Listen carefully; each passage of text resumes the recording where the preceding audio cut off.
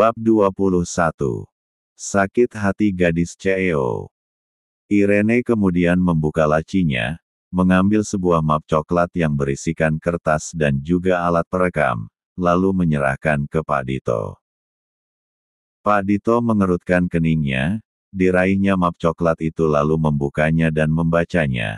Bukankah ini beberapa proposal saat akan mengajukan kerja sama perusahaan lain, batinnya?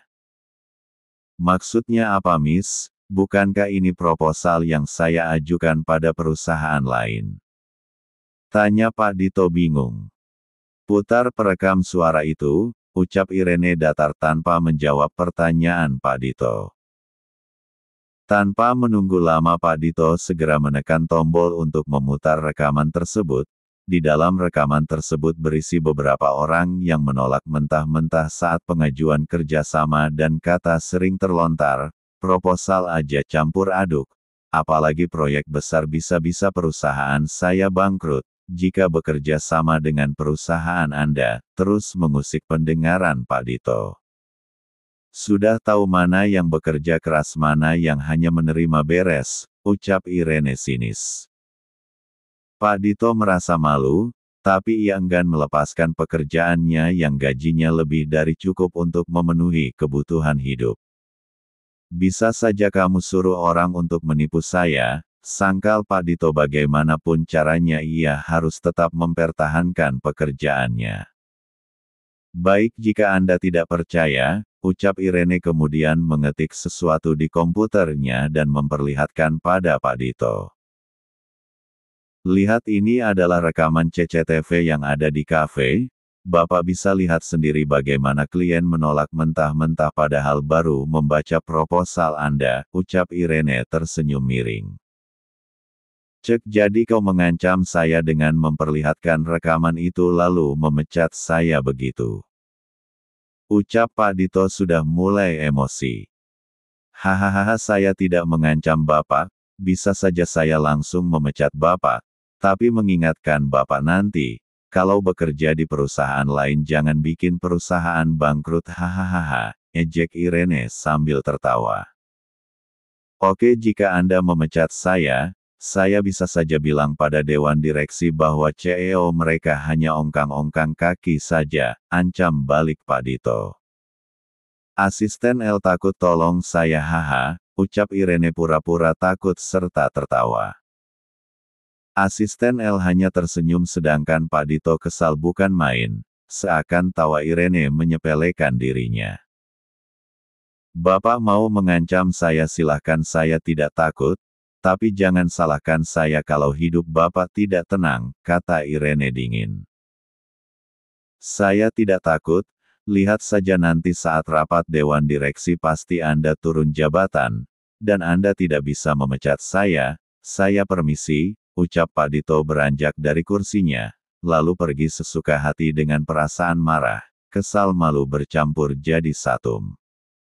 Asisten L hendak menghentikan Pak Dito, namun diurungkannya karena Irene memberi kode untuk membiarkan Pak Dito pergi.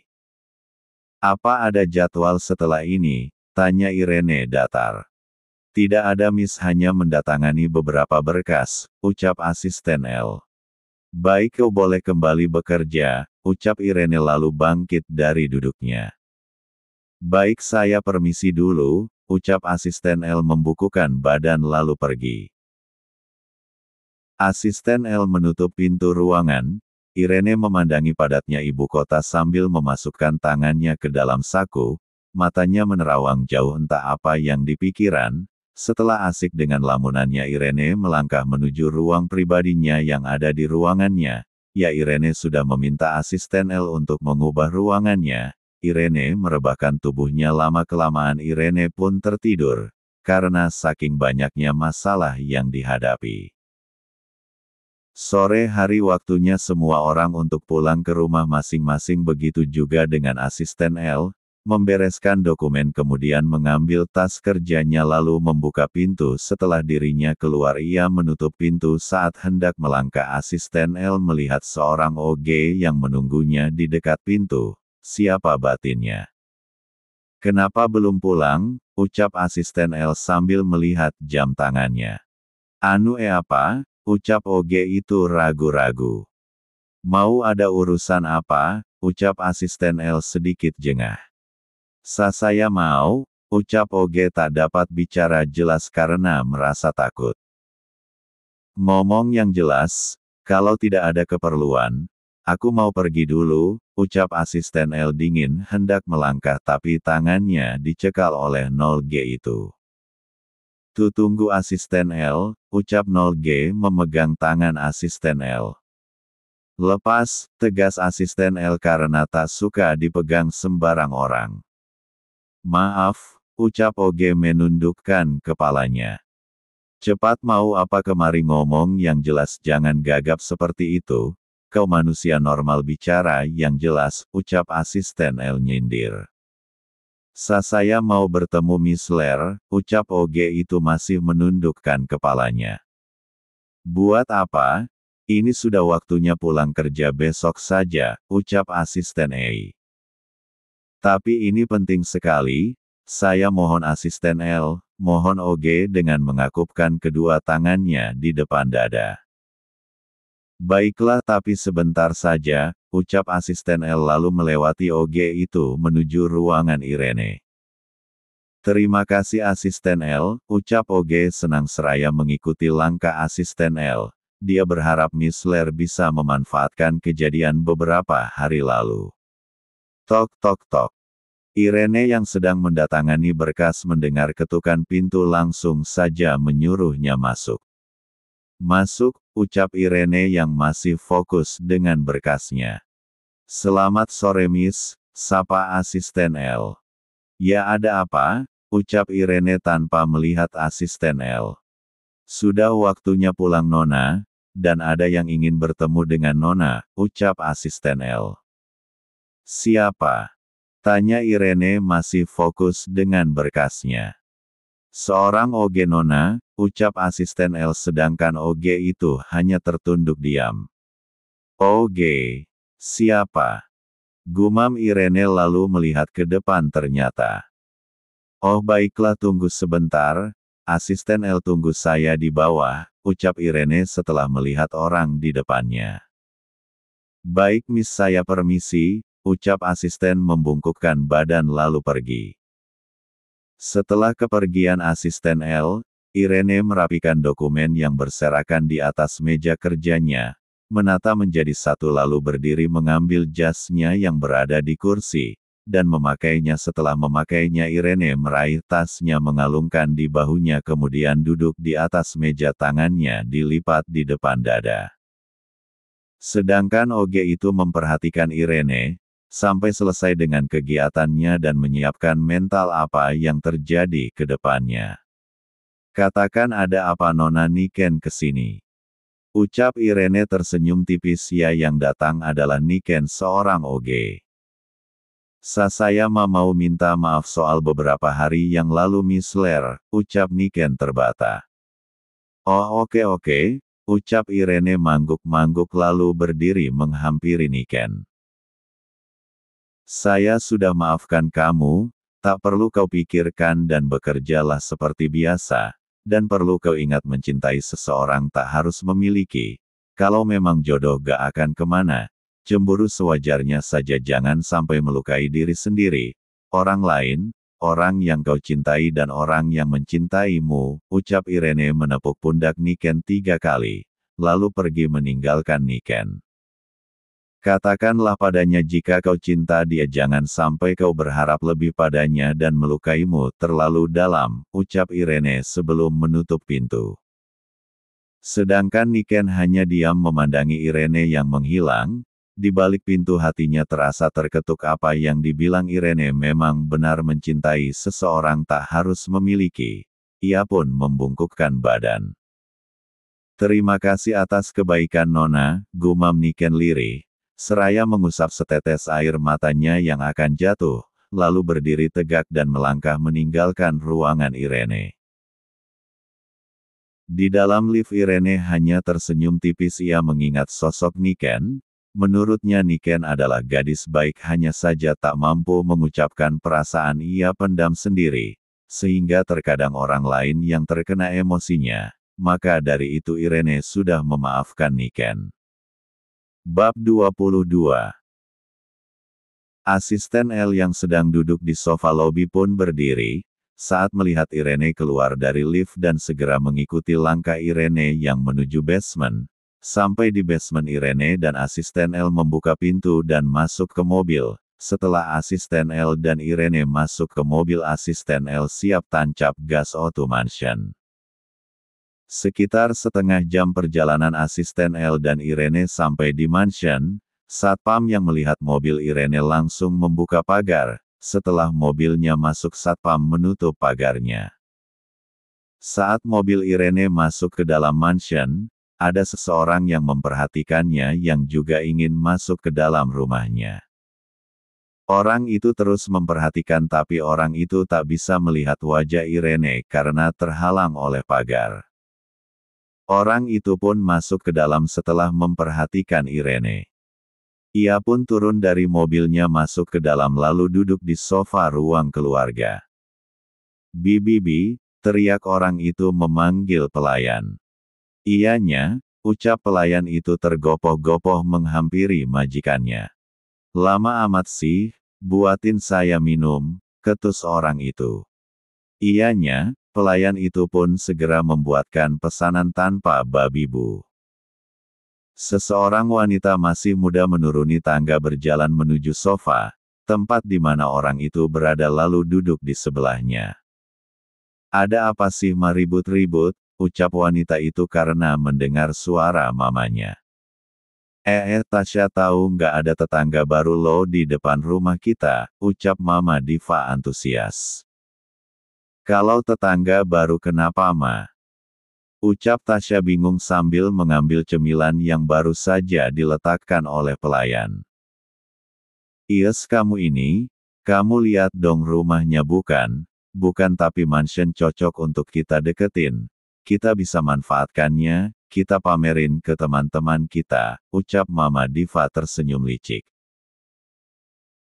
Dari dulu Mama Diva mencari teman yang kaya raya, lalu memanfaatkannya menghasutnya agar orang itu mengeluarkan uang, yang tidak sedikit dengan alibi untuk sumbangan, padahal untuk kantongnya sendiri. Tasya mengangguk membenarkan kata ibunya. "Emang tetangga baru orangnya gimana Ma?" tanya Tasya. "Sepertinya masih muda tapi Mama tak bisa lihat mukanya," ucap Mama Diva sedikit kesal karena tak dapat melihat wajah Irene. "Tak masalah. Besok saja pura-pura berkunjung nyambut tetangga baru, lalu cari informasi orang itu," ucap Tasya sambil memainkan handphone. "Kau benar, besok Mama mau ke sana," ucap Mama Diva tersenyum.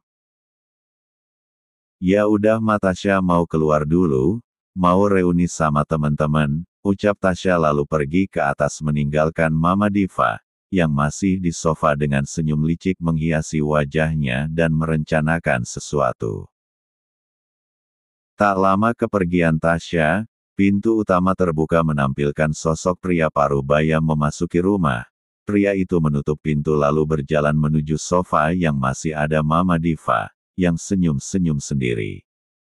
"Ada apa Mama senyum-senyum?" heran suami Mama Diva alias Tuan Mahesa saat sudah duduk di dekat istrinya. "Itu loh Pak, di depan ada tetangga baru," ucap Mama Diva memberitahu. "Di mana dan siapa tetangga barunya?" tanya Tuan Mahesa. "Itu loh Pak yang di depan rumah kita." "Enggak tahu sih Mama, gak lihat mukanya," ucap Mama Diva. Sejenak Tuan Mahesa menghentikan aktivitasnya membuka dasinya. Bukannya itu rumah mewah yang lama sudah dijual, tapi tak ada yang mau membeli karena harganya terbilang cukup mahal. Hanya orang yang punya uang banyak yang bisa membelinya, pikirnya. "Oh, Mama main aja ke sana, ajak kenalan terus deketin ajak kerjasama dengan perusahaan Papa. Papa yakin kalau yang punya rumah itu orang kaya raya Ma. Nah siapa tahu perusahaan Papa jadi maju setelah bekerja sama dengannya," ucap Tuan Mahesa yakin. "Papa bener, Mama besok mau ke sana sekalian cari informasi," ucap Mama Diva kegiranap. Ya udah yuk kita ke kamar Ma, Papa capek, ajak Tuan Mahesa yang sudah berdiri. Ayo Pak, Mama Diva berdiri mengambil tas dan semua belanjaannya lalu mengandeng tangan Tuan Mahesa berjalan ke lantai atas. Saat pasangan suami istri itu tepat di depan pintu, hendak membuka pintu mengurungkan niatnya, karena mendengar seseorang memanggil mereka siapa lagi kalau bukan Tasya. Ma Pa, Tasya pergi dulu ya mau reuni sama teman-teman, pamit Tasya. Ya hati-hati ya, ucap Mama Diva. Ya dah Ma Pa, ucap Tasya lalu pergi. Suami istri itu melanjutkan membuka pintu yang sempat terhenti, lalu masuk ke dalam dan menutup pintu lalu beristirahat. Memang hubungan mereka awalnya tak harmonis, tapi lama-kelamaan Tuan Mahesa luluh juga, bagaimana tidak setiap hari sepulang kantor saat masuk ke dalam kamarnya, ia disuguhkan pemandangan yang membuat orang lain akan tergoda, membangkitkan sebuah hasrat yang sudah terpendam lama. Apalagi tubuh Mama Diva yang lumayan masih sanggup membuat orang tergoda. Sementara di sisi lain beda rumah waktu yang sama, tepatnya di mansion Irene setelah tibanya di mansion Irene dan asisten L, masuk ke kamar masing-masing untuk beristirahat karena hari cukup lelah.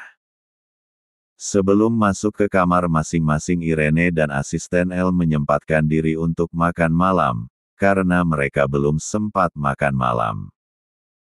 Dan Irene tak suka jika orang yang bekerja dengannya telat makan, selesai makan mereka baru masuk ke dalam kamar masing-masing untuk membersihkan tubuh dan istirahat.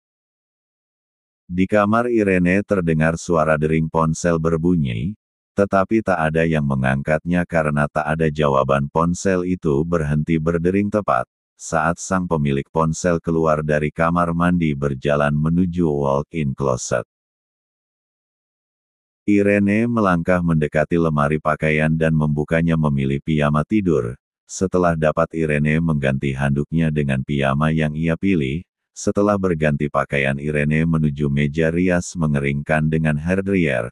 Tak butuh waktu lama rambut Irene sudah kering lalu berjalan menuju ranjangnya untuk tidur tanpa mengecek ponselnya dan ia tak tahu ada orang yang menghubunginya. Tak membutuhkan waktu yang lama Irene sudah terlelap masuk ke dalam mimpinya karena hari ini cukup melelahkan bagi Irene. Sedangkan asisten L selesai mandi ia masih berkutat dengan pekerjaannya mengecek email yang belum sempat ia cek dan melihat jadwal untuk besok. Cukup lama asisten L berkutat dengan pekerjaannya, sampai tak menyadari bahwa waktu sudah menunjukkan pukul 11 malam. Segera ia menyimpan file lalu menutup laptopnya menyimpannya di atas meja lalu ia membaringkan tubuhnya memejamkan mata dan tan butuh waktu lama asisten L sudah terlelap dalam tidurnya.